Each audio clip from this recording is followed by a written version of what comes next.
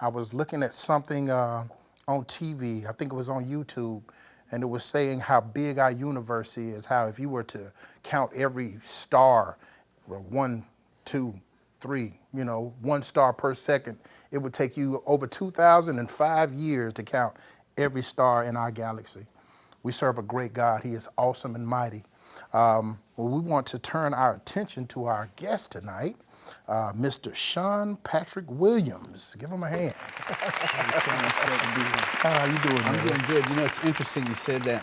Me and my oldest daughter were standing outside the other night looking at the expanse, looking at the phenomenal expanse of stars, the moon. We saw Mars, and we were wondering, you know, how long is it to get to Earth from the moon to Earth to Mars? It's 250,000 miles to the moon and 33 million miles to Mars.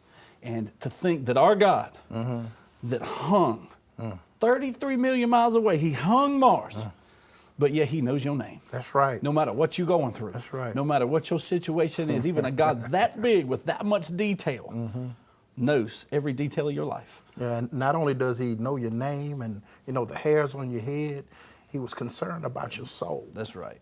Concerned about your soul to a point to where he said, you know what, I'm going to come down there, I'm going to live with them, I'm going to change their lives, I'm going to die on a cross, I'm going to let my blood be shed and sacrificed to atone for all the sins that were ever committed. And then have the ability to know your name while he's hanging on the cross. Exactly. And know every mess you get in and still go to the cross for you. Yeah, I think about how even when I was in my mess, how God took care of me.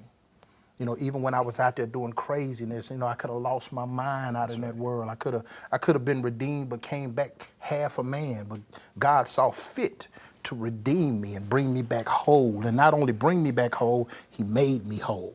That's awesome, ain't it? Yes, it is. And if I'm not mistaken, he did the same thing for you. That's right. That's right. I mean, I'm thinking, my mind just now is going through like 5 incidents where I should have been dead, but God. That's right. I should have been, have all these things happen, but the sovereign hand of our God. Well, why don't you tell us a little bit about your testimony? Yeah, absolutely. You know, I mean, growing up in the South, and, you know, I grew up around Atlanta, and my parents were believers, and so. Right now, we want to welcome Pastor Roberta Patterson. God bless you, Roberta. God bless you too. Thank you.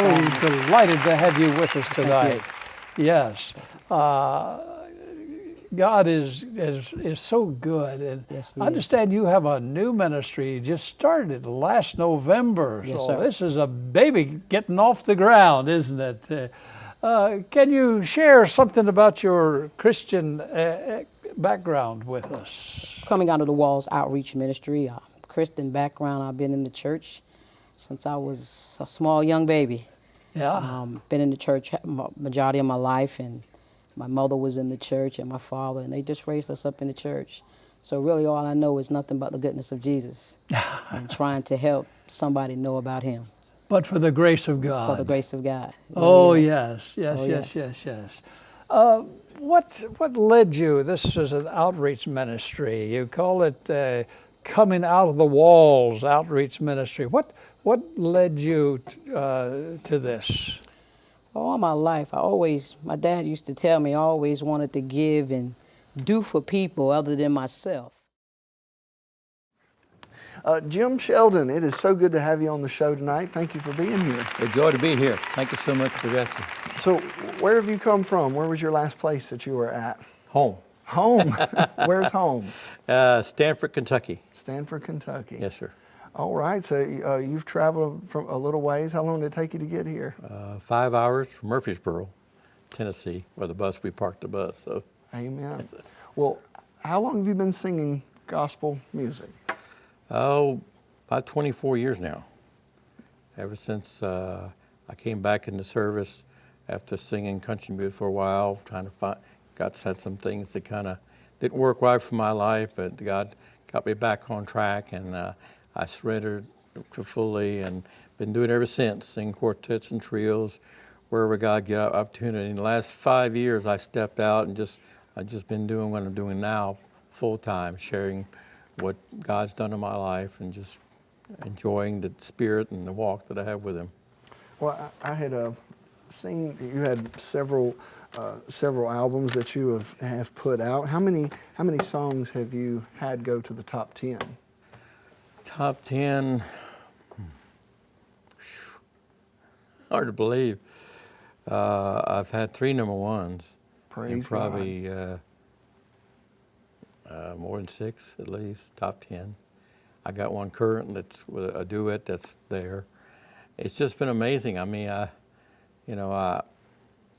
started out as a kid wanting to sing, be a professional singer, and kind of life got in the way, and I've been fighting ever since like that salmon upstream, and I'm finally, the last 5 years, I've had the freedom, and I'm now who I am, and the joy of singing is just amazing what God has done.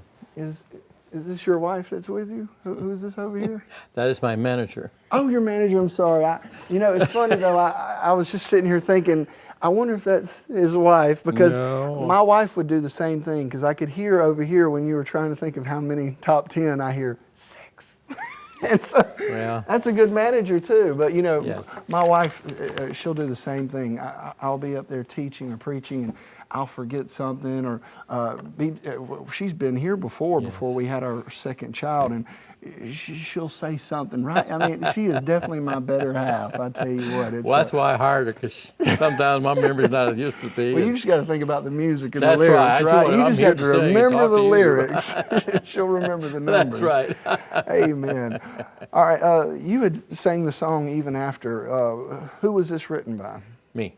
It's written by you. Yes, sir. And it was written about your My sister Barbara. So tell us a little bit about that. Well, we grew up together in New Orleans, and our dad, who was in oil business, became an alcoholic. It was the wine and dine business. He find the whales and see what's producing, go find people to, finance it. And they had the wine and dine in the city of New Orleans. It's pretty easy.